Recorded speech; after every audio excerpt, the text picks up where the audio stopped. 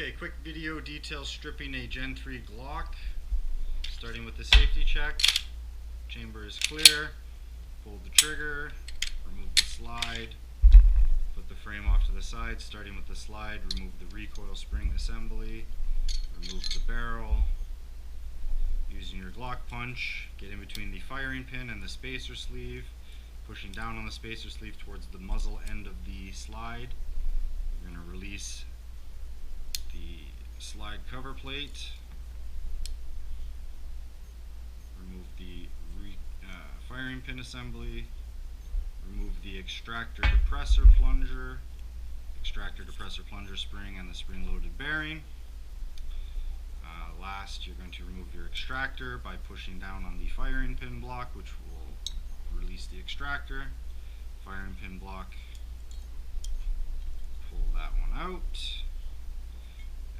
Before you put your slide off to the side, we're going to reuse it to disassemble our firing pin assembly. Put it into the slide as such, giving you leverage to pull down on the spring. Remove the two spring cups, very small pieces, so avoid having those fly across the room when you release the spring. And then you can remove your firing pin from the spacer sleeve. And that is the full slide detail strip. Moving on to the frame, from the shooting position, we're going to be punching 3 pins from left to right, starting with the locking block pin. Comes out nice and easy.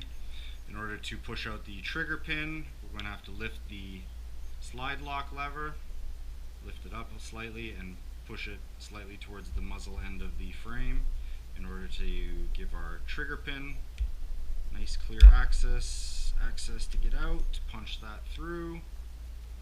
That will release the slide lock lever. Push out the trigger housing pin from the back. This one's going to be the one polymer pin out of the 3. Once that's free, we're going to remove the locking block, prying up on that with the punch. That comes sliding out, which allows our trigger housing assembly, to come out as one piece. Last part will be our slide lock. You're going to push in on the spring inside the frame, and when you push through that, that'll slide out the side. And last, you have the mag catch. We're not going to release that today because it's a little bit difficult to show on video, but you got your mag catch spring in there. You push that off to the side and your mag catch will come out. So we're done with the frame. We're going to put that off to the side. Last thing we have is the trigger assembly that we can further disassemble. To do so, you're going to rotate the housing, free up the trigger bar, pull the spring up and out of the housing, and you can disconnect that from the trigger bar. And then you have your trigger connector that can be punched out of the housing, out the back.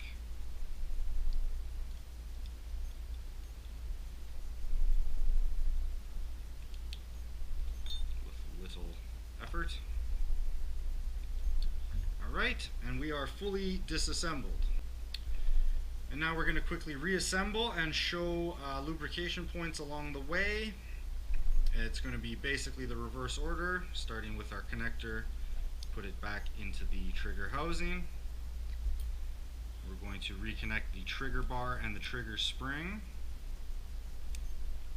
Pulling out on the trigger spring allows it to be mounted back into the trigger housing. Trigger bar connects in 2 spots to the connector here and into the trigger housing there, bringing us to our first lubrication point, which is going to be the friction point between our trigger bar and our trigger connector. A little drop of oil in there will do you well. Okay.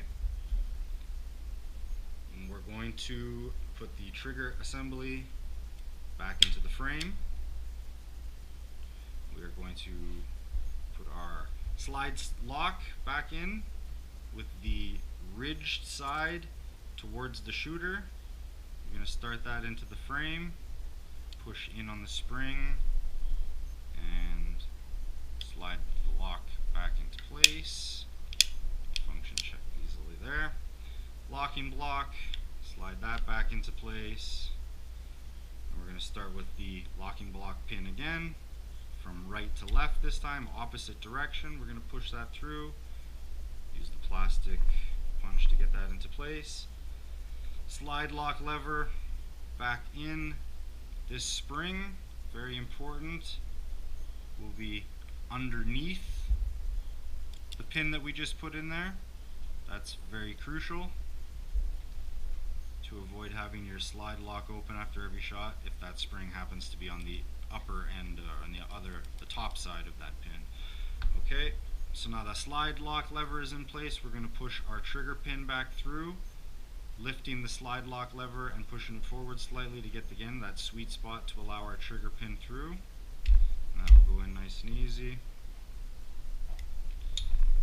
And then last we have our trigger housing pin back through the back of the frame.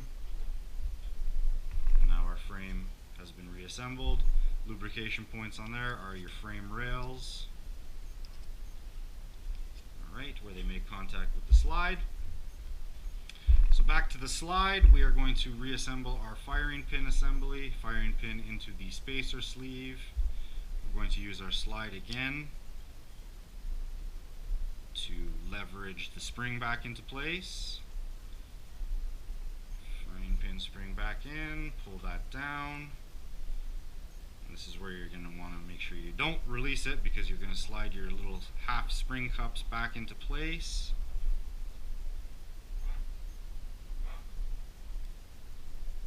Alright. We're going to put our extractor back in. There's only one direction that this is going to fit. You're going to hold that in place with your fingers. You're going to replace the firing pin block. You're going to push that down until it clicks into place, locking the extractor in place.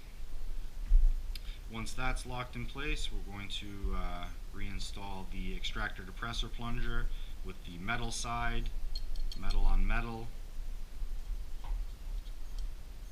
We're going to replace the firing pin assembly. And last but not least, we're going to put the slide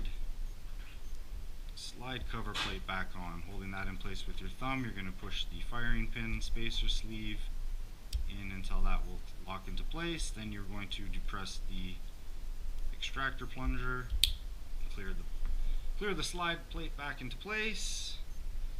We have lubrication points inside the slide where the barrel makes contact and along the rails, avoiding lubricating the firing pin block and the firing pin. And you can lubricate your barrel on the top here where it makes contact with the slide. This is also a good idea. Replace the barrel, replace the recoil spring assembly, reconnect your slide to your frame, and function check.